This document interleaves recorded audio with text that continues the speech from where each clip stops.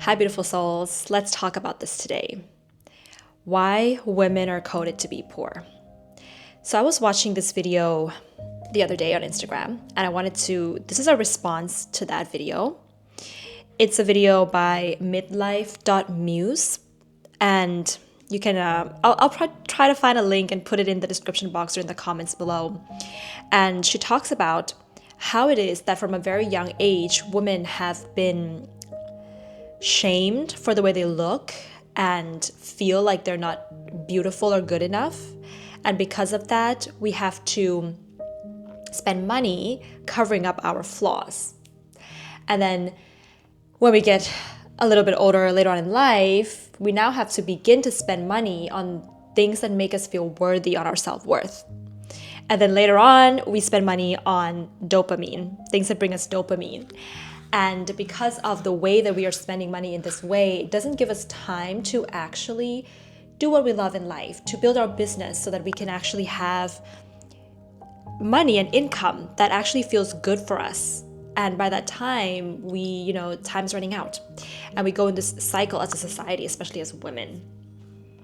And I feel that video really, really touched my heart, because that is exactly the kinds of theme that I feel like the people around me are experiencing, and how I can't really help them. And as a projector, I'm like, oh, I just want to help you. But there's also women that I do know that have broken out of this pattern. And those are my soul sisters that I love very near and dear to my heart. We are breaking this pattern together. But I want to dive into what she said here a little bit in this video. And I think that a large part of when we were growing up feeling shame for the way that we look, it is a part of it is coming from our peers in school. Of course, there is, the girl that's prettier than all the other girls, but it's also our parents and our family. And, growing up as a, sort of darker skinned Thai person, I have not been, ever called beautiful or felt really beautiful about my body while I was growing up. But at the same time, my parents also did not give me money. They didn't give me and my sister a lot of money like all the other parents did. So we didn't really have money to buy makeup and do those things. So I didn't put on makeup and things when I was younger, right? I just sort of,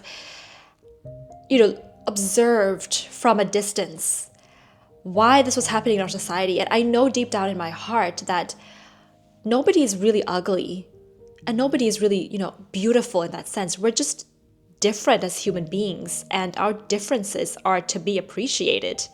If someone's face is not symmetrical, or they don't have the eyes that are the eyes of a celebrity, or they don't have the perfect hair or body or whatever, but they've got something unique. They don't have what's mainstream, but that is also to be appreciated. So that was like something that's going on in my mind, like when I was younger, like it was always going on in my mind there. But of course, at a certain point when I could make my own money and stuff, then of course I would spend money on makeup and clothes and things that made myself, look better, to cover up the flaws that I had. And here's the thing about like growing up as a tan skin, a darker skin, Thai person, is that my family would tell me like, you could only wear certain clothes because certain clothes would make you look too dark. It would make you look darker than you already look. And that was bad.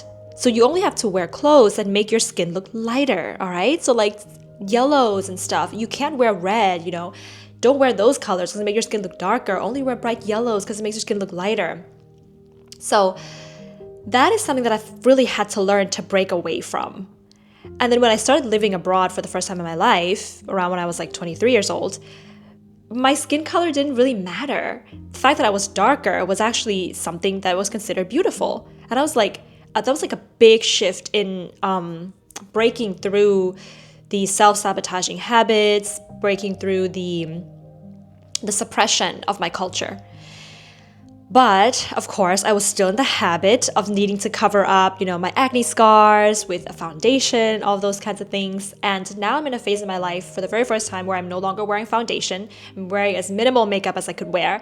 And I'm only adorning myself with things that I really think are beautiful. So that's kind of like, I think, the shift that we want to make here is like, as women, how do I wear things buy things for myself because I really think they're beautiful and I appreciate those items that I'm buying. I see value in them rather than, oh, I've got to buy this and this and this and this because I've got to cover up or change this and this about myself. And, plastic surgery is also one of those things that is a part of it too.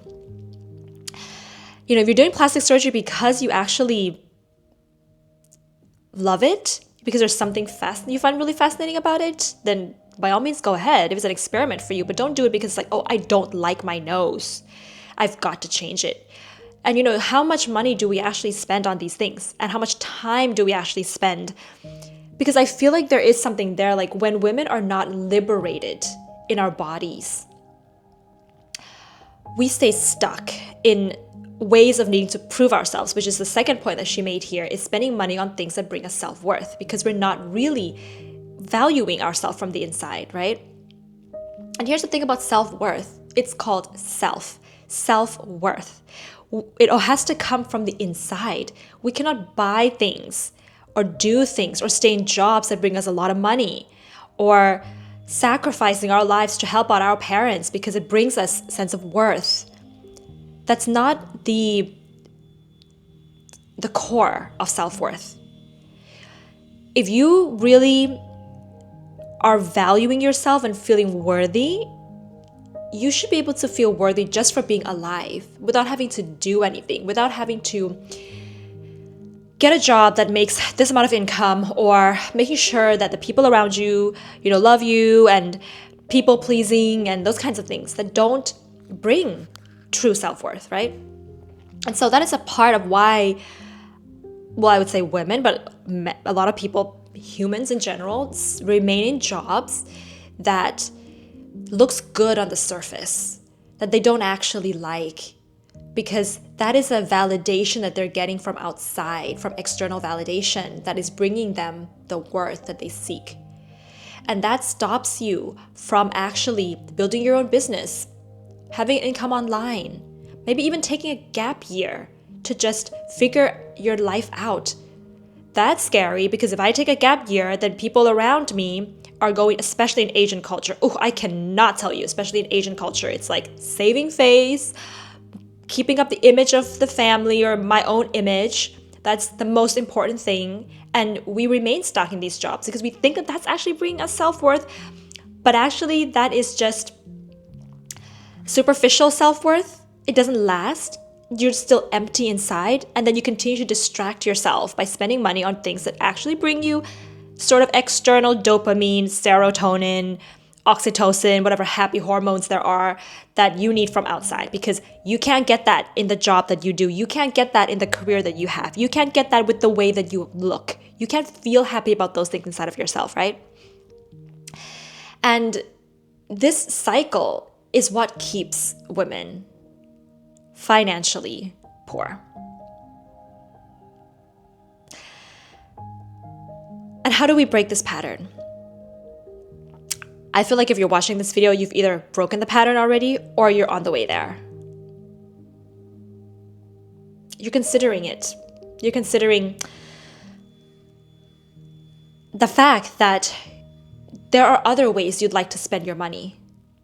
Or there are other, ways of earning an income that would make you feel happy, or that you could be earning more than this.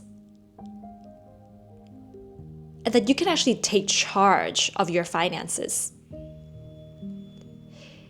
There's a gate in the Gene Keys, it's gate 21. Human design, gate 21 and Gene Key 21. Gene Key of authority. Control, authority, valor. That's all about being in control of your finances, having the authority over the money that's coming to your bank account, how you're going to use that, how you're going to invest that. And it all stems from the beginning. Really reevaluating what brings beauty and having the courage to do something about, how you feel about yourself. And like the story that I shared about myself when I lived abroad, and I told you guys that, okay, it was different. Like people actually think that my darker skin was actually beautiful, but that wasn't the only thing. That wasn't the only thing, because if other people see it, doesn't mean that I see it, right? And so how do you see yourself as beautiful? And that's going to be your own journey. There's many different ways of doing that. And I think that I'm still working on that journey, but it shifts in your mind. Like every time you look at yourself in the mirror, notice what you are thinking about yourself. If you're looking in the mirror and there's a swift, like a second where you're like, I don't like my nose. Ooh, my skin is not the color I want, or my nose is too big, or my lips are too small, or my eyes are too weird, or whatever. That is what you have to change. The inner voice, the voice from within you. Because there is no, real standard anymore in the world. Especially, in the modern day and age, in the past there was like classic beauty, but now all types of beauty is embraced. And if you cannot step into that power, because the world is opening up and it's allowing for all types of beauties to actually be embraced now in the world, but you're not doing that, consider that maybe there is a part of you that is a perfectionist, and maybe that's your ego. And maybe there's a part of you that wants to keep you in that loop of not feeling beautiful about yourself, because if you did feel beautiful about yourself, you'd have to make a lot of changes. You'd have to take a lot of responsibility. Your life would change. And change is scary for humans. Change is scary for all of us, but it is so crucial to your happiness, and it is so important. So it starts with that. And then it goes into, if you've kind of done that part, then the self-worth part is going to be so much easier, because then you can really figure out like what really brings you self-worth. What are the things inside of you that you were born with that brings you self-worth, that you can actually utilize, skills, talents, characteristics, your charisma, your whatever it is that you just have with you since you were born. And you can actually enhance that, strengthen that, build a career from that. And that is what human design, astrology, and the gene keys is really trying to get all of us to do. It's trying to get us to love ourselves. And I cannot tell you how many people in the world look at their human design and they're like, I don't like my human design. I don't want to be a projector. I don't want to be a generator. That's not the point of it. The point of it is that is your blueprint, and you may not like it, but that is your blueprint. And why not? Why don't you utilize what you have inside of you? That is your worth. It's like if I give you a banana, and you don't see the value in the banana, even though what you have is a banana, but you'd rather have a strawberry. What value can you see in the banana, right? There's the uniqueness, there's a value in everything. And it's about extracting the value out of that. It's about seeing it. And of course, not to say that, you are your birth chart or you are your human design body graph. There's a way to transcend beyond the birth chart. There's a way to transcend beyond your human design body graph. But you can't just transcend it without actually understanding it. Now, that's not really transcending, then that is spiritual bypass, or that is escaping it. But to really go deep and to really understand that this is my blueprint, to embrace it, to love it, to experiment with it, to live with it, and then to transcend beyond that is what we ultimately want to do, of course. So, slow down. Spend time to slow down, to really look inwards and to understand yourself and your worth. This is so important, because then you don't need to spend money on things that bring dopamine, serotonin, oxytocin, whatever hormones out there that are giving you that addiction from the outside, whether that is traveling just to bring you happiness, or food that brings you happiness, or, buy the biggest house on the block to bring you serotonin, self-worth. When you know that maybe that's not what you actually want. And I think at the end of the day, we want to come back to our essence. And that is why money is associated with the sign of Taurus. Because we get to this point where we're doing all the self-worth, which is also about Venus and Taurus, and beauty, which is about Venus and Taurus. And we do all of this work, and then we're like, okay, well, who am I actually on this material plane? What is my essence? What do I actually want? What is actually valuable to me? And those are the only things that I need around in my life. I don't need all the extra, fluff and glitter and sparkle that don't actually matter to me and my life. And we learn to spend in a way that is beneficial. And you also learn to have time to build your business, to make money in the way that you want to make. And, when you're doing what you love, when you're doing things that bring you joy, that is success. And success, that energy of success, draws prosperity, draws abundance, draws wealth to you. The universe wants to give all of that to you because of the joy that you're radiating, the love that you're radiating from doing what you love. So I think that's going to be the end of this video today, beautiful souls. I think that was, gosh, please watch that video. It is by Midlife Muse. It is so powerful. And rewatch this video if you feel like it's touching you in some ways. And there's always value in rewatching something because I think that it does something to our brains. It helps us to reach a certain breakthrough when we kind of go over things again and again. So if you like this video, please give it a thumbs up and leave a comment below. I'd love to hear your take on this. And also give me a super thanks if you like my content, because it does take time to film these videos, to come up with topics, to edit, to upload them. I would really, really appreciate all your super thanks. And yeah, sending you guys a happy summer. Much love. Bye.